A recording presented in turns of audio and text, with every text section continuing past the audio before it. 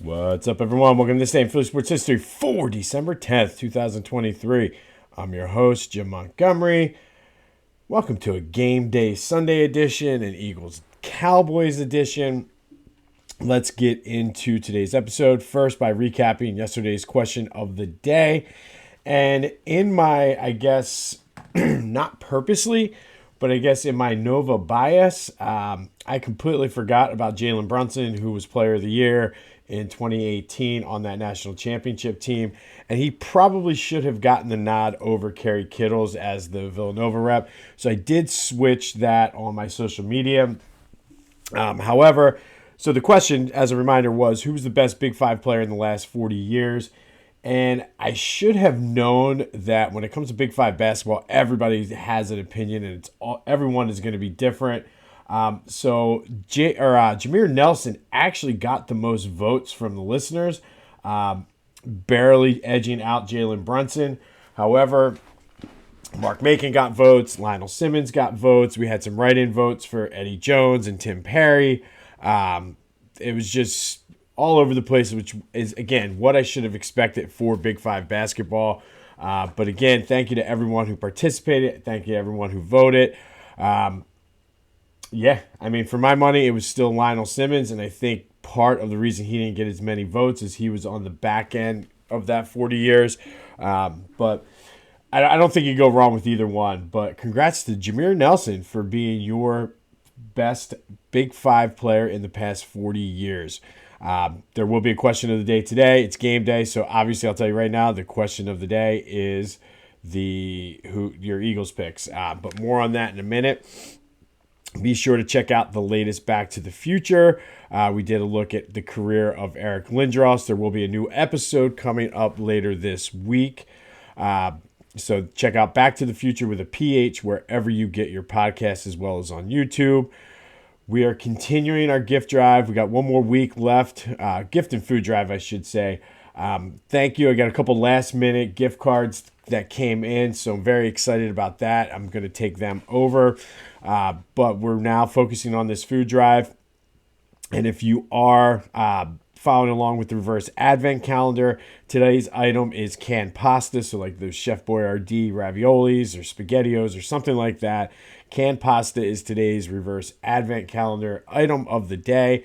If you want to look at the list, I have it on my social media. Check out whatever you want to go. They're definitely open for donations. I was just talking to Jamie yesterday. She's very, very excited. So let's help out the Maddie Ann Dixon Community Cupboard and try to get as much food over there as possible. But if you're following along, today's item is the canned pasta. For our 25 Days of Kindness, this one is another one that it's easy to do. It might take a little bit of time, but if you're at a restaurant or a business or you get good service, leave a post online of something. Review a restaurant, review a store, whatever it takes. Just give it like a good Yelp review, Google review, whatever you do. Take the extra 5 minutes or so to make sure you're giving props to whatever your service is. So that's an easy one to do. Write a positive review online of a business or a restaurant or someplace that you've been in the past week or so. All right, Flyers with a big win out in Denver, 5-2 over the Avalanche. They really like the culture. And again, it goes back to this is a young team and they're building a culture there. And it's just, I'm torn on whether we want to see them keep winning or not. But I mean, they're beating good teams. So, I mean, if they're going to continue to win like this, why not win? Speed up the process somewhat. I fully trust Danny Briere is going to do the right thing. I've been high on him for a while now. But 5-2 Flyers win out in Denver over the Avs. That's a very good win. This young team is playing well. I think a lot of it is Tortorella's coaching. They thought they were going to get a high draft pick. Now, still might happen. You never know what kind of losing streak they might go on. But, man, this team is a lot of fun to watch right now. I was able to catch some of the first period, and they're fast. So good win, good team. Let's keep winning. Let's get that culture built back up to where it is because, as I mentioned the other day, there's only a couple more years before the Flyers are officially off of the Stanley Cup. All right, you are down to less than 16 hours at this point, depending on when you're listening, to get your orders in at Philly Goat and have them there by Christmas. Don't hesitate. Do it before the game today. Do it before church, after church, whatever. But time is running out. Go to Philly Goat. Check out whatever they have there. And use the promo code Jim Montgomery for 10% off of your order. But time, like I said, is running out to get them there, or to have your orders there by the holiday. So don't delay. Go check them out. Use the promo code Jim Montgomery. You won't be disappointed with their selection, but get it in there. You can get the Mega John hoodie or t-shirt if you prefer, but go check it out. Get your ugly Christmas sweater to wear to grandmom's on Christmas Day. Whatever you need to do, go to Philly Goat. Use the promo code Jim Montgomery, but time is now running out to get guaranteed delivery by Christmas. All right, it is game day. And before I break this down a little bit, I was able to I went back and looked at some of the first Dallas game, because it seemed to be one that everybody was like, oh, the Eagles were lucky. And yeah, there were a couple calls this way or that way. They didn't necessarily play their best, but they were up 28-17 going into the fourth quarter, and the defense shut down Dallas when they needed to.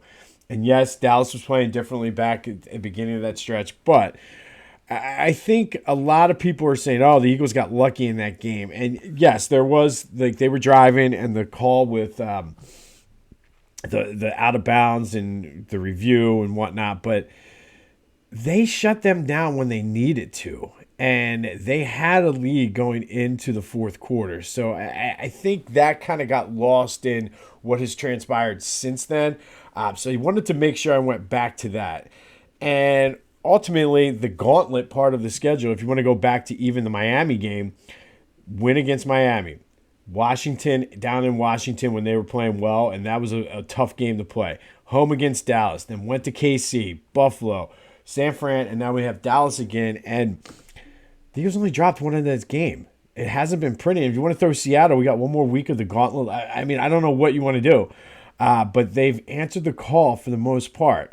Yeah, they got their asses kicked last week. 100% got just manhandled by the 49ers. However, that happens.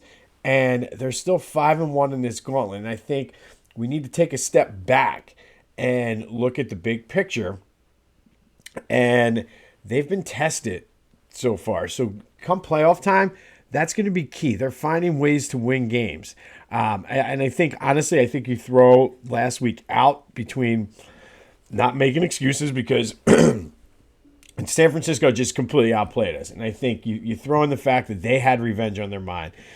The Eagles had played 3 games in 14 days or whatever it was. They were, and it wasn't like they were easy games. I mean, they played Buffalo, Kansas City, and Dallas, or San Francisco, KC, and Buffalo. So I mean, those are really decent teams. So you got that. The revenge, I think, was huge. And there's ebbs and flows throughout an NFL season, and I think that's what we're seeing right now, and that's what we saw. I mean, I put a lot of stock in what former players say, and I know between Hugh Douglas and Ike Reese on 94 WIP, they both said, listen, usually when you get you're punched in the mouth and get your butt whooped like that, you come out on fire, and I think you're going to see that from this team today. I think this is a very crucial game, and I know it sounds like hyperbole, but I'm not ready to quite go to the point that this is a make or break game.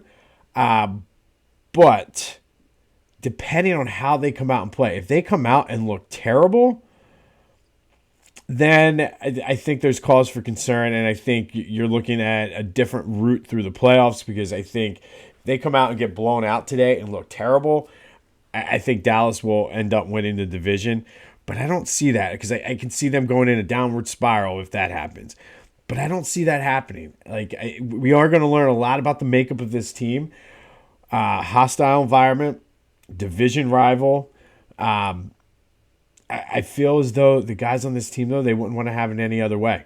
I talked a lot about what happened with the Eagles in 2004. Very similar situation. They were rolling. They went out to Pittsburgh, got their asses kicked. That was the T.O. and Donovan were arguing on the sideline. They came out the next week, beat the brakes off of Dallas. So I think that motivation right there, I think they're going to be focused. I think they're going to be humbled. I really do feel that you're going to see a lot about this team, because truthfully, if this doesn't go, if they don't win this game, I really think they're in a world of trouble. And I know with the schedule and Dallas's schedule, but I think from a confidence standpoint, to come out and lose back-to-back games like that, this team doesn't do that. And I think there's enough good players. They're going to be healthy. I think having Dallas Goedert back is going to be a huge boost for this team. I think Shaq Leonard is going to provide some stability there in the middle. You have Zach Cunningham coming back too, so maybe not as much pressure. I think you're going to see the defensive line get after Dak and help take some of the pressure off of the secondary. I think offensively, they have no choice. I mean, I think it's probably the worst kept secret. They're going to run the ball a lot today. I think the line wants it. I think they're going to come out and just impose their will, and they are going to run. Hopefully, my only fear is that they don't abandon it too soon, which seems to be the case a lot this year. However, I'm not ready to bury this team yet. I think they're a good team. I don't think they've played their best game of the season. They have not put it all together yet. They're due to put it all together. And I would like to see them put it all together against a good team, not the Giants or the Cardinals, or even the Seahawks for that matter. Because truthfully, they need to do it, and what a great time to do it. You just got your ass kicked. Division rival. You could basically lock up the division for all intents and purposes based on the way the schedule and everything goes out with a win today. You can give yourself a little bit of breathing room with the number one seed, especially with the way the schedule's coming up. And if you lose this game, you have a tough game next week out in Seattle. But this team doesn't lose two in a row. Jalen Hurts doesn't lose two in a row. So it's very hard for me to pick against him in this situation. And it's not drinking the green Kool-Aid. If they come out, like I said, if they come out, get blown out, then I'm reevaluating what this team is this year. I still think they're one of the best teams, if not the best team in the NFL. I think you're going to see that today. The spread, depending on where you go, is between 3 and 3.5. I don't think it matters. Personally, I think the Eagles win outright. But take the points if you're not comfortable with the money line. On DraftKings, right before I logged in, it was 3, Eagles plus 3. So we'll take officially for our pick, which we are, I believe. Let me look here. We're 9-6-1 on the season on our pick. Let's get our 10th win of the season. We'll take the Eagles plus the 3. I'm telling you though, I'm putting some money down on the money line as well, but that's unofficial. So we'll take the Eagles plus the 3. I think you're going to see them bounce back, and I mean they're going to show some pride today, and that's not taking anything away from Dallas. I just think this game is way more important for the Eagles than it is for Dallas. And I know that sounds weird. I don't think Dallas fans, with the way their schedule is, and if you listen to the Clashing Conferences podcast, I'll give them an early plug now. Be sure to check them out wherever you get your podcast, the Clashing Conferences, as well as on YouTube. Randy said, even if they win, chances are the Eagles will win the division. I don't know if I agree with that because, like I said, if the Eagles lose today, I think you're going to see a downward spiral. I don't think that's going to happen, though. I think the Eagles are going to say, wait a minute, we are the Eagles. Take that underdog mentality. Nobody likes us. We don't care. Whatever. The whole Rocky, the Philly thing. And they're going to come out and they're going to play Eagle football. They're going to get it right. Eagles plus the 3. That's my official pick. And again, I cannot see this team losing 2 in a row, especially when they've battled through this gauntlet. The light is there at the end of the tunnel. So let's get through this game, get right, head into the playoffs with the number 1 seed, and let's go defend that NFC Championship. All right, I mentioned Clashing Conferences. Be sure to check out my boys over there, though. In all seriousness, it was a good episode this week. Eagles-Dallas week is always a good one. So go check them out wherever you get your podcasts, as well as on YouTube. Today, though, we're going to stick with the Eagles. We're going to go back to 1961. And on this day, back in 1961, the Eagles and Giants were playing a late season and pivotal game at Franklin Field. Both teams came into this game at 9-3. The Eagles had won the first meeting, so ultimately, if they win, they would have won the NFL Eastern Division crown. But when the smoke cleared, it was the Giants beating the Eagles 28-24. The following week was the last game of the season. The Eagles did beat the Lions, but the Giants tied the Browns, giving them the division. Had the Giants lost, the Eagles would have won the division and went back to the NFL Championship to defend their crown. But instead, they ended up going to the Playoff Bowl, the battle for third place. I believe they played the Browns in that. So the Giants won the NFL East by beating the Eagles. Basically, they clinched it the week before, 28-24. All they had to do was not lose, and they won the division, which is what happened. But back to the game itself, after the Giants did win the division, Tommy McDonald had 7 catches for 237 yards and 2 touchdowns. That 237 yards back in 1961, believe it or not, is still the Eagles' single-game record for most receiving yards in a game. Will we see AJ Mega John himself break that at some point? Would not be surprised. Be a great day to do it today, AJ. I'm just kind of throwing that out there. Quarterback Sonny Juergenson finally getting the opportunity to start in 1961. Threw for 367 yards and 3 touchdowns that season. He had over 3,700 yards passing, which back in the 60s is incredible. Threw for 32 touchdowns, but 24 interceptions. He did make the Pro Bowl, his first of his career. Both Sonny and Tommy McDonald were both in the Hall of Fame. Sonny, though, is probably more known for his time in Washington. And Tommy McDonald obviously is a fan favorite, always was throughout the years before he passed away. But on this day, back in 1961, the Giants beat the Eagles 28-24 at Franklin Field.